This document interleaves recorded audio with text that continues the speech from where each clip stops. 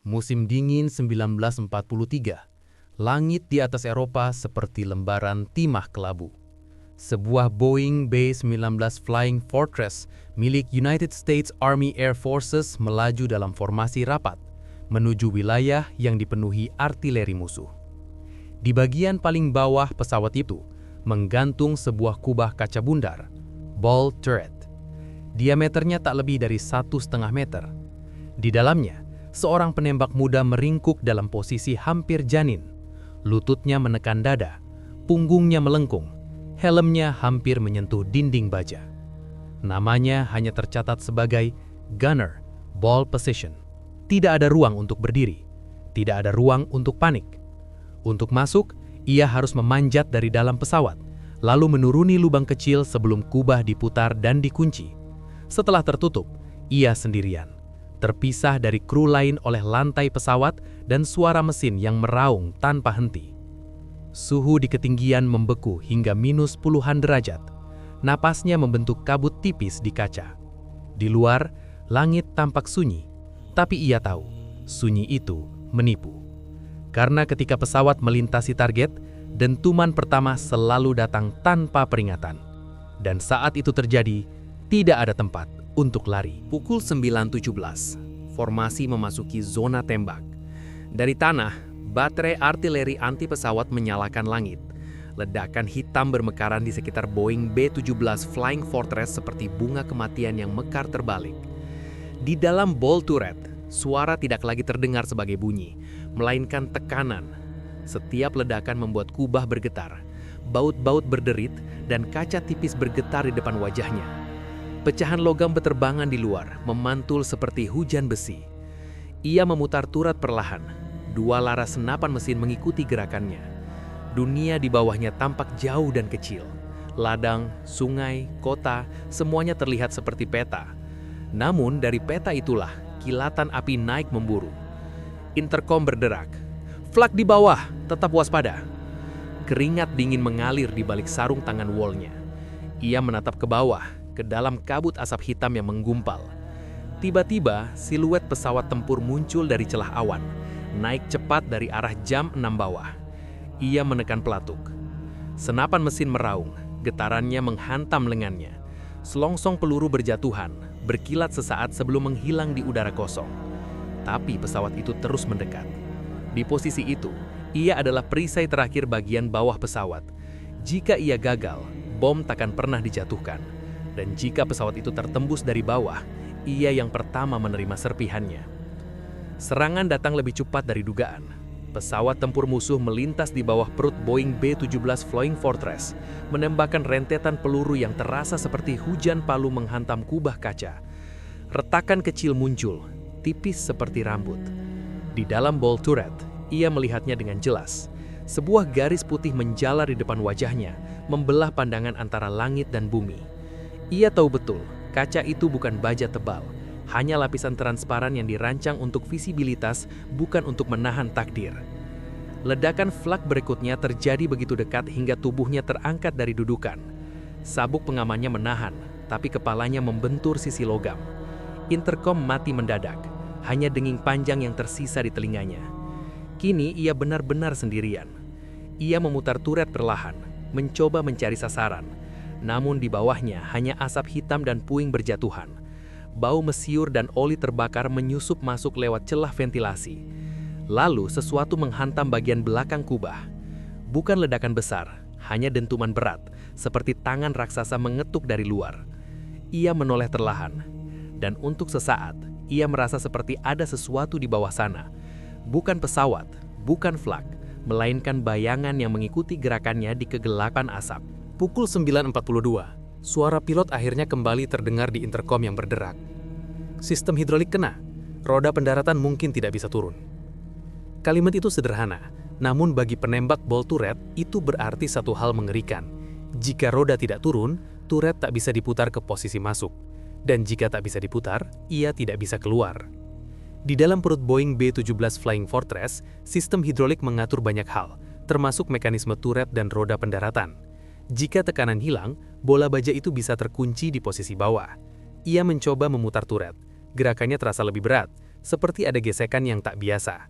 Logam berderit, suara kasar yang membuat jantungnya ikut mengeras. Dari bawah, flek masih meledak. Setiap dentuman membuatnya membayangkan skenario terburuk. Pesawat berhasil kembali ke pangkalan, kru lain mendarat darurat, dan ia masih tergantung di bawah, hanya beberapa sentimeter dari tanah saat roda gagal menopang. Beberapa catatan misi milik United States Army Air Forces menyebut insiden seperti itu pernah terjadi.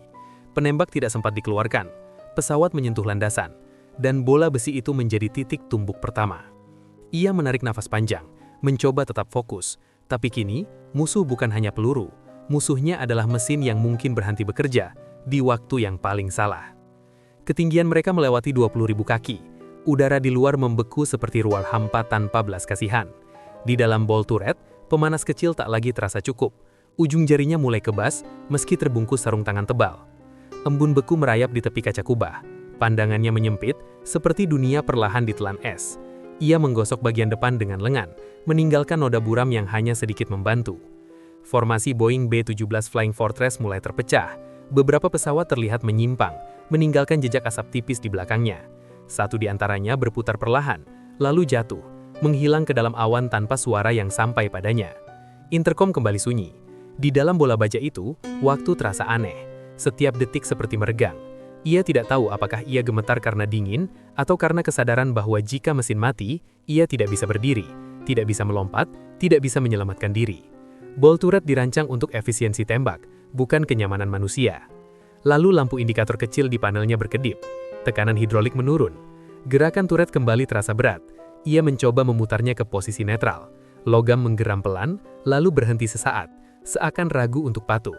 Di bawahnya, bumi semakin dekat. Dan untuk pertama kalinya, ia membayangkan bagaimana rasanya terperangkap di dalam bola ini saat pesawat mulai turun tak terkendali. Pukul 10.03. Target telah dilewati. Bom dijatuhkan. Pesawat berbelok pulang dengan tubuh penuh luka.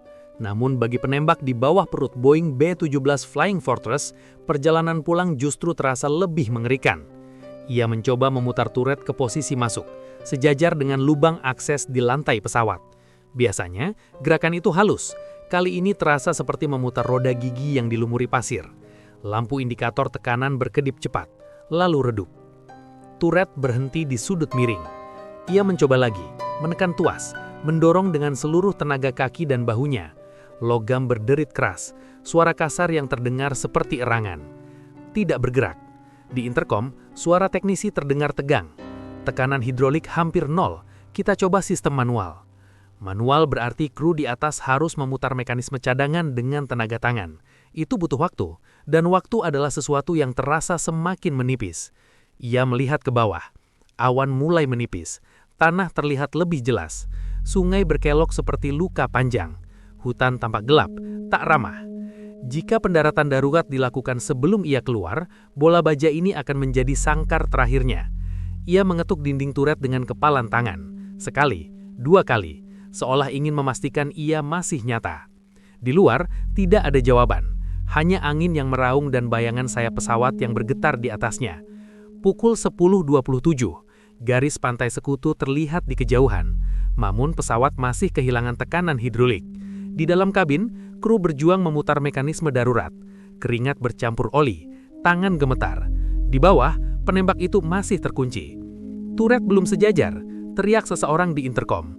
Ia mencoba membantu dari dalam, memutar tuas kecil yang tersisa. Gerakannya milimeter demi milimeter. Setiap gesekan terdengar seperti tulang retak. Lampu indikator mati total. Kini ia hanya mengandalkan insting dan suara samar dari atas. Pesawat mulai menurun perlahan. Getarannya berbeda, lebih berat, lebih final. Jika roda tidak turun sempurna, prosedurnya jelas, pendaratan perut. Dalam skenario itu, bagian paling bawah yang menyentuh tanah adalah dia. Beberapa laporan misi milik United States Army Air Forces mencatat insiden tragis. Penembak ball turret tidak sempat dikeluarkan sebelum pendaratan darurat. Nama mereka sering hanya tercatat sebagai posisi, bukan cerita. Putar lagi, sedikit lagi. Suara dari atas memecah sunyi. Ia mengerahkan sisa tenaga. Bahunya terasa seperti terbakar. Lututnya hampir mati rasa. Turret bergeser, sedikit. Tanah kini terlihat jelas. Landasan darurat mendekat cepat. Dan waktu terasa seperti habis. Pukul 10.31. Landasan darurat membentang seperti garis tipis di bawah mereka. Di dalam perut Boeing B-17 Flying Fortress, kru bersiap untuk kemungkinan terburuk. "Roda depan tidak terkunci sempurna!" teriak pilot. Di bawah, penembak ball turret bisa merasakan perubahan sudut pesawat. Hidungnya sedikit menukik. Getaran mesin berubah menjadi dengungan berat yang membuat dadanya ikut bergetar. "Turret hampir sejajar!" Suara teknisi terdengar putus-putus. Ia mendorong tuas terakhir dengan seluruh sisa tenaga. Logam menjerit panjang, lalu bergerak. Klik! Sebuah bunyi kecil, tapi bunyi itu seperti suara pintu neraka yang sedikit terbuka. Dari atas, tangan kru menariknya melalui lubang sempit tepat beberapa detik sebelum roda menyentuh tanah. Tubuhnya diseret masuk, helmnya membentur lantai pesawat. Lalu benturan keras mengguncang seluruh badan pesawat. Roda depan ambruk, pesawat meluncur di atas perutnya, percikan api memanjang di sepanjang landasan. Asap tebal menyelimuti jendela. Namun bola baja itu kini kosong. Dan untuk pertama kalinya sejak lepas landas, ia bisa berdiri. Tapi kakinya tak mampu menopang tubuhnya. Ia roboh, menyadari betapa dekatnya ia dengan akhir yang tak akan pernah sempat ia ceritakan. Pesawat akhirnya berhenti dalam kepulan asap dan bau logam terbakar. Awak keluar satu persatu, terbatuk, wajah mereka hitam oleh jelaga. Penembak ball turret itu duduk di tanah, menatap pesawat yang tadi menjadi dunianya. Di laporan resmi milik United States Army Air Forces, misi itu dicatat sebagai berhasil menjatuhkan bom, satu kerusakan hidrolik, pendaratan darurat. Tidak ada kalimat tentang detik-detik ketika sebuah bola baja hampir menjadi peti mati. Ball turret pada Boeing B-17 Flying Fortress dirancang untuk memberi sudut tembak maksimal. Tapi posisi itu juga yang paling rentan, tanpa ruang untuk parasut terpasang sempurna, tanpa jalan keluar cepat. Beberapa kru di unit lain tidak seberuntung dirinya. Ada yang tidak sempat diputar ke dalam, ada yang terkunci ketika pesawat jatuh di laut dingin. Nama mereka terkubur dalam arsip, terkadang hanya sebagai Kia, Ball Turret Gunner. Ia menatap kubah kaca yang retak itu. Retakan tipis yang tadi terlihat seperti garis putih, kini tampak jelas di bawah cahaya siang. Garis itu mengingatkannya pada satu hal. Hidupnya tadi digantung hanya oleh beberapa baut, beberapa tangan rekan, dan sedikit keberuntungan. Dan tidak semua orang mendapatkannya. Dalam dokumentasi perang, ball turret sering terlihat seperti inovasi teknis, kubah elegan yang menggantung di bawah Boeing B-17 Flying Fortress, sebuah solusi militer untuk melindungi pesawat dari serangan bawah. Namun bagi mereka yang pernah meringkuk di dalamnya, itu adalah ruang antara hidup dan mati. Ukuran sempitnya memaksa tubuh menjadi kecil, dinginnya memaksa nafas menjadi pendek, dan ketika sistem gagal, ia berubah menjadi perangkap. Di arsip United States Army Air Forces, angka-angka korban tertulis rapi, tapi angka tak pernah menggambarkan rasa ketika kamu tahu jika roda tidak turun, jika mekanisme macet, jika pesawat tak kembali, maka kamu yang pertama menyentuh bumi. Ball turret bukan sekedar posisi tempur, ia adalah ujian keberanian paling sunyi. Seorang penembak muda terkunci dalam bola baja di perut langit, tidak hanya melawan musuh di luar, ia juga melawan ruang sempit, suhu membeku, dan kemungkinan mati sendirian. Dan banyak dari mereka tidak pernah sempat keluar. Perang bukan hanya tentang strategi dan kemenangan, ia adalah tentang manusia yang ditempatkan di posisi paling rentan, melakukan tugasnya meski tahu risikonya hampir tak masuk akal. Keberanian seringkali bukan tentang tidak takut, melainkan tetap bertahan saat ketakutan mengurungmu. Jika kisah nyata ini membuatmu merinding dan membuka matamu tentang sisi lain Perang Dunia Kedua, tuliskan pendapatmu di kolom komentar. Jangan lupa like, subscribe, dan aktifkan lonceng notifikasi agar tidak ketinggalan kisah sejarah paling gelap dan menegangkan berikutnya.